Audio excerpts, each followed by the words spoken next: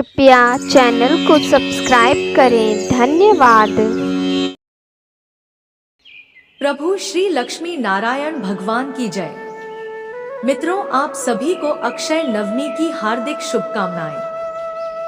प्रत्येक वर्ष कार्तिक माह के शुक्ल पक्ष की नवमी तिथि के दिन अक्षय नवमी मनाई जाती है।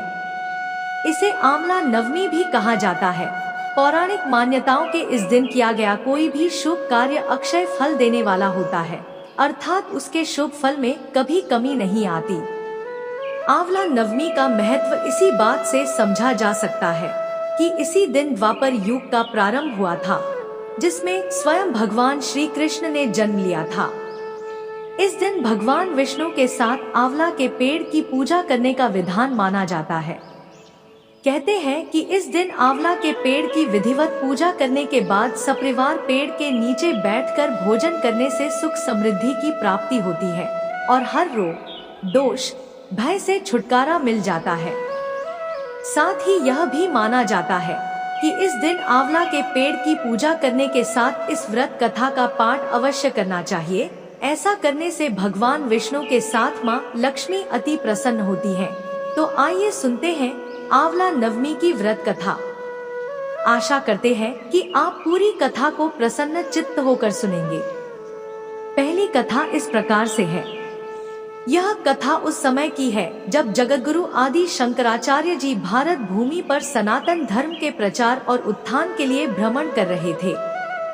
वह अपनी यात्रा के दौरान एक गांव पहुंचे और वहां भिक्षा मांगने के लिए एक गरीब वृद्धा की कुटिया के सामने रुके।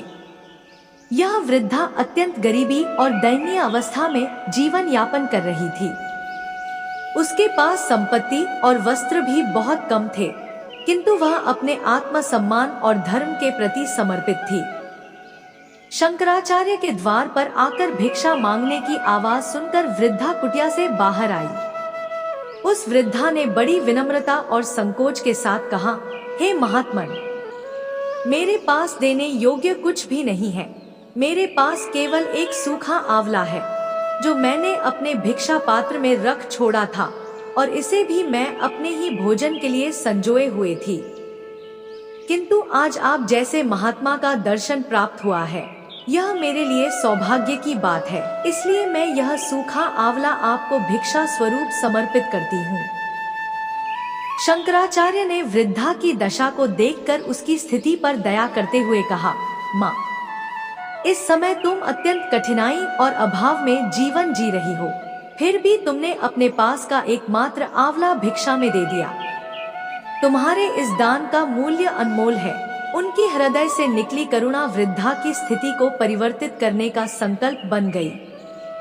शंकराचार्य ने तुरंत ही अपनी आंखें बंद की और देवी लक्ष्मी का ध्यान करते हुए कनकधारा स्तोत्र के 22 श्लोकों का उच्चारण आरंभ किया। मंत्रों की शक्ति से देवी लक्ष्मी का दिव्य आवाहन हुआ और स्वयं महालक्ष्मी ने दर्शन देते हुए पूछा, शंकराचार्य, किस कारण आपने मुझे यहाँ बुलाया है? शंकराचार्य ने वृद्धा की स्थिति बताते हुए कहा, हे माता, यह वृद्धा अत्यंत गरीबी में अपना जीवन बिता रही है। इसे इस दयनीय दशा से उबारने की कृपा करें। महालक्ष्मी ने अपनी मधुर मुस्कान के साथ कहा, शंकराचार्य, यह वृद्धा पूर्व जन्म में अत्यंत कंजूस रही है। इसने कभी किसी को दिल से दान नहीं किया। इस कारण इसका वर्तमान जीवन अभावों में व्यतीत हो रहा है। कर्मों का लेखा जोखा सबके साथ होता है और इसके वर्तमान दुख उसके पिछले कर्मों का ही फल है। शंकराचार्य ने विनम्रता से कहा, हे महालक्ष्मी, मैं आपके न्याय और नियमों का सम्मान करता हूँ, परंतु इस वृद्धा ने आज इस जन्म में अपनी संपूर्ण श्रद्धा और संपूर्ण पूंजी मुझ पर समर्पित कर दी है। वह सूखा आंवला जो इसके पास मात्र एक ही बचा था, वह भी उसने अपनी भक्ति भाव से मुझे अर्पित कर दिया। इस दान के लिए इसे प्रसन्नता का फल मिलना चाहिए। क्या इस दान की निष्ठा इसके पूर्व जन्म के पापों को धोने के लिए पर्याप्त नहीं है? शंकराचार्य की करुणा और उस वृद्धा की निष्ठा से प्रसन्न होकर देवी लक्ष्मी ने उसकी कुटिया में स्वर्ण के आंवलों की वर्षा कर दी। अचानक उस कुटिया के आंगन में सोने के चमकते आंवले गिरने लगे। वृद्धा यह चमत्कार देखकर स्तब्ध रह गई और उसकी आंखों में आभार के आंसू छलक आए। उसके जीवन में पहली बार समृद्धि और सुख का आगमन हुआ था। इस प्रकार आदि शंकराचार्य के करुणा और देवी लक्ष्मी की कृपा से उस वृद्धा का जीवन बदल गया।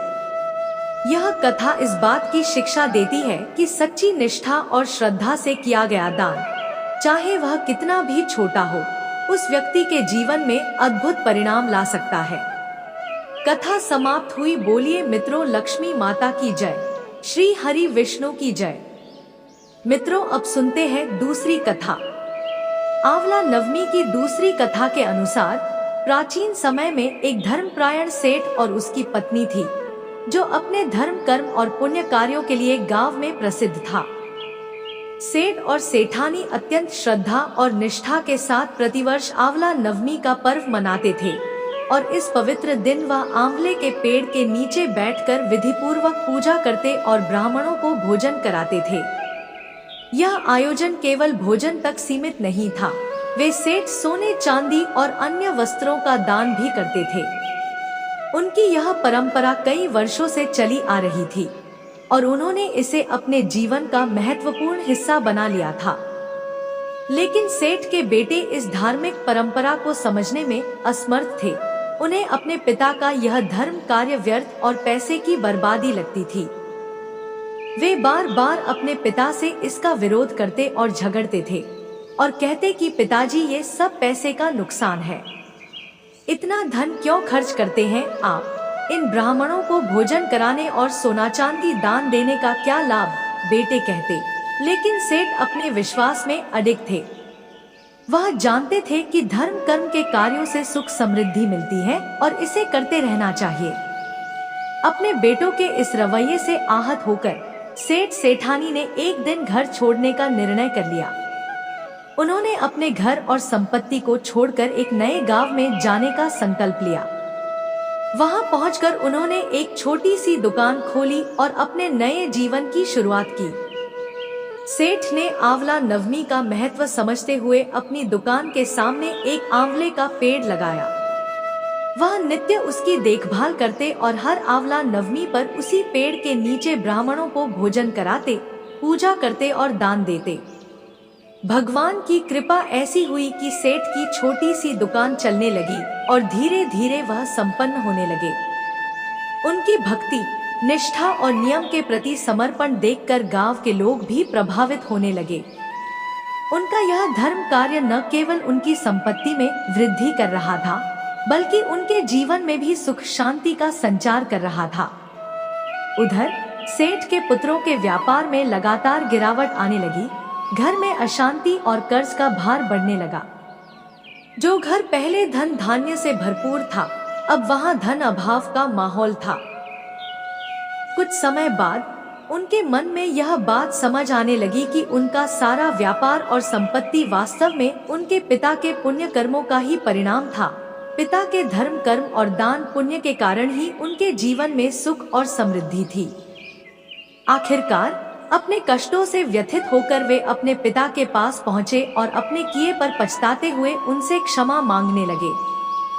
पुत्रों ने कहा, पिताजी, हमें अब समझ आ गया है कि आप धर्म और परंपरा का पालन कर रहे थे और आपके पुण्य के कारण ही हमारा व्यापार चलता था। कृपया हमें क्षमा कर दें। सेठ ने पुत्रों की बातों को सुनकर उनकी गलती को क्षमा कर दिया और उन्हें आंवले के पेड़ की महिमा और आंवला नवमी की पूजा का महत्व समझाया।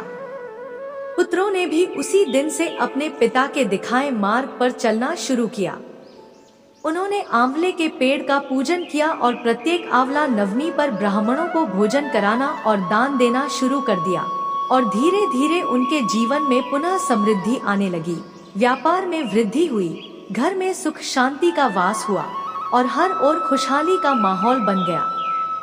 मित्रों, आंवला नवमी की यह कथा हमें बताती है कि धर्म, पूजा और पुण्य कर्मों का महत्व हमारे जीवन में कितना आवश्यक है।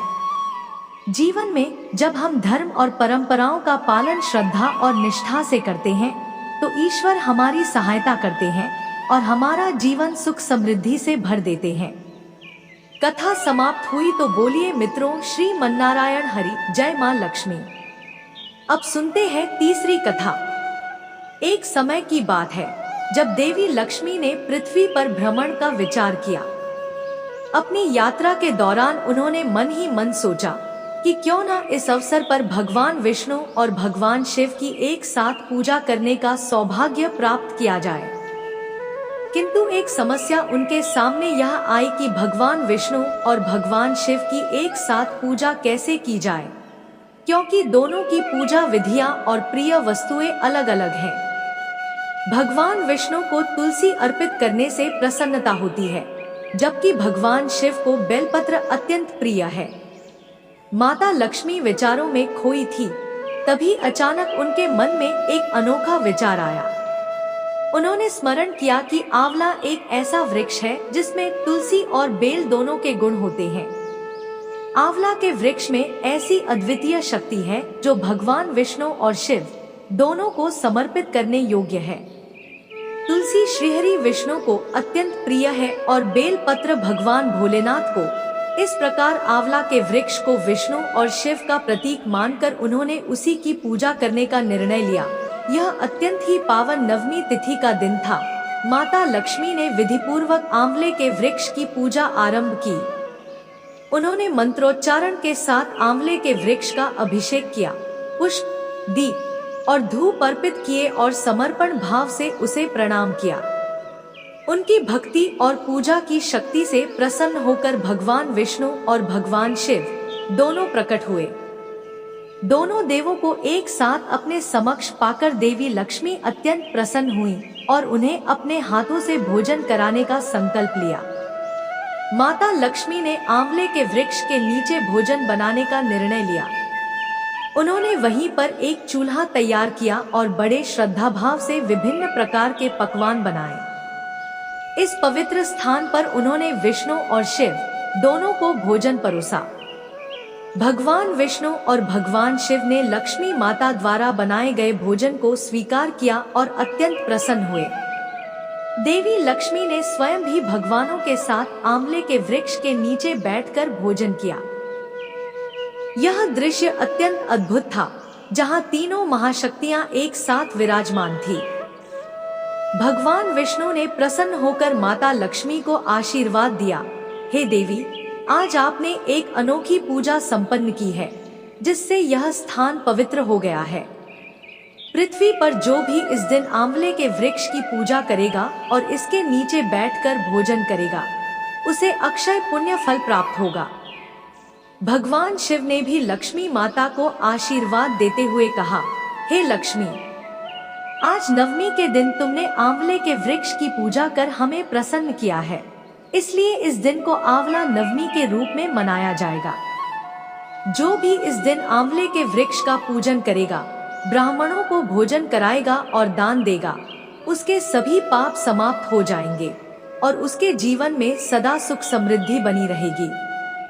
तभी से आंवला नवमी का यह पर्व मनाने की परंपरा आरंभ हुई। इस दिन भक्तजन आंवले के वृक्ष की पूजा करते हैं, इसके नीचे बैठकर भोजन बनाते और करते हैं तथा ब्राह्मणों को भी भोजन कराते हैं।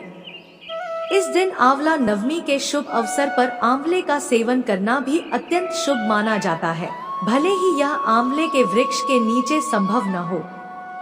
आंवला नवमी की यह पवित्र कथा हमें सिखाती है कि श्रद्धा और निष्ठा के साथ किए गए पूजा पाठ और दान पुण्य से भगवान विष्णु, माता लक्ष्मी और शिवजी की कृपा प्राप्त होती है।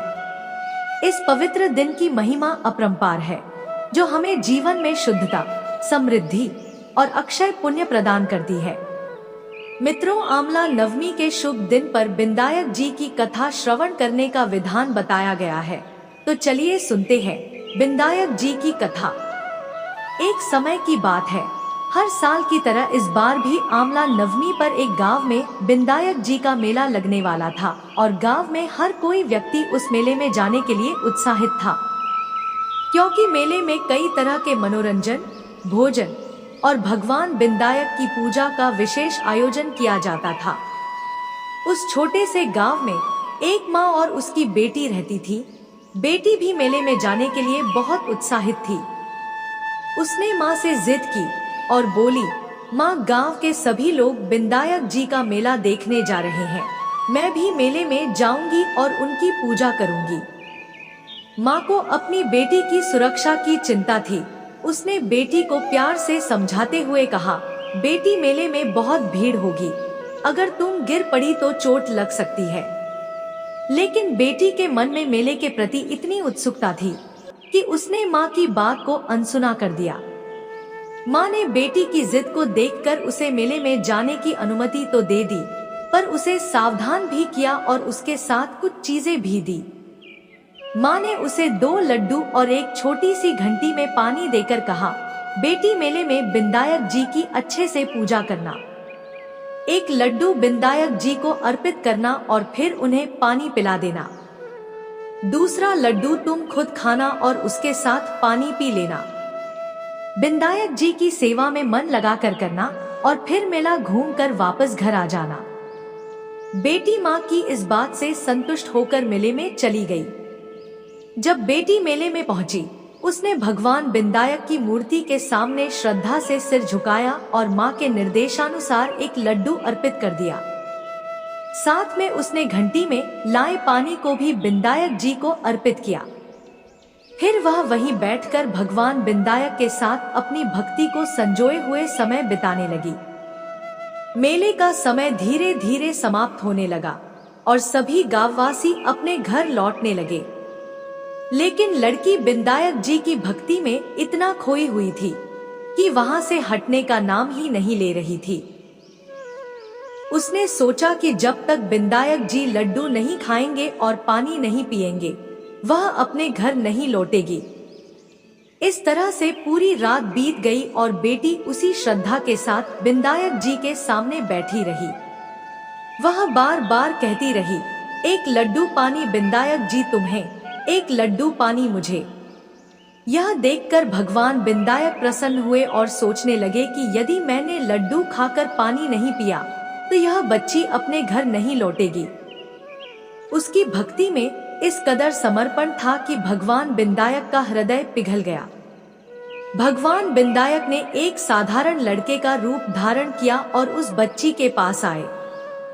उन्होंने उस लड्डू खाया और पानी पिया। यह सब देखकर उस लड़की के चेहरे पर एक प्रसन्नता का भाव आ गया और उसे लगा कि उसकी भक्ति का फल उसे मिल गया। भगवान बिंदायक ने उससे कहा, बेटी, मैंने तुम्हारा लड्डू खा लिया और पानी पी लिया है, अब तुम जो मांगना चाहो वह मुझसे मांग सकती हो। लड़की को यह सुनकर बहुत खुशी हुई, पर उसे समझ में नहीं आया कि वह क्या मांगे। उसके मन में कई बातें आने लगी। उसने सोचा, मैं क्या मांगू?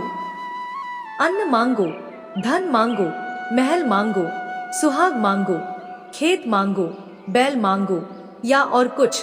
वह अपने मन में इन सारी चीजों को सोचती रही। बिंदायक जी, जो कि अंतर्यामी थे, लड़की के मन की बातें समझ गए। बिंदायक जी मुस्कुराए और बोले, तुम्हारे मन में जो भी आया है वह सब तुम्हें मिलेगा, अब तुम अपने घर जाओ। यह सुनकर लड़की बिंदायक जी का आशीर्वाद लेकर खुशी खुशी अपने घर लौट आई।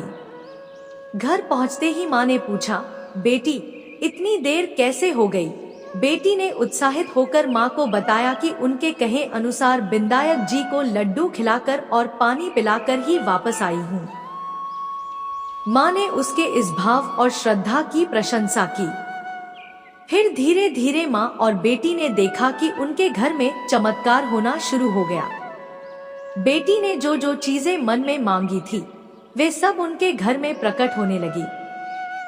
उनके घर में अन्न, धन, सुहाग, बैल और खेत खलिहान का आगमन हो गया। यह सब देखकर माँ बेटी की आंखों में आंसू आ गए और उन्होंने भगवान बिंदायक को धन्यवाद दिया और पूरा जीवन उनकी भक्ति में व्यतीत करने लगे। मित्रों, यह कथा इस बात का प्रतीक है कि जब श्रद्धा और भक्ति के साथ भगवान की पूजा की जाती है तो वह जरूर फलदायी होती है। भगवान बिंदायक, जो कि विघ्नों के नाशक और शुभता के प्रदाता हैं, भक्तों की सच्ची श्रद्धा को कभी व्यर्थ नहीं जाने देते। भगवान बिंदायक जी का आशीर्वाद हमेशा अपने भक्तों पर बना रहता है, जैसा कि इस माँ और बेटी पर रहा। हे भगवान विनायक महाराज, जैसे आपने माँ बेटी की श्रद्धा को स्वीकार किया, वैसे ही हम सभी पर अपनी कृपा और आशीर्वाद बनाए रखना। तो मित्रों, आपको आज की वीडियो कैसी लगी हमें कमेंट करके जरूर बताएं। धन्यवाद।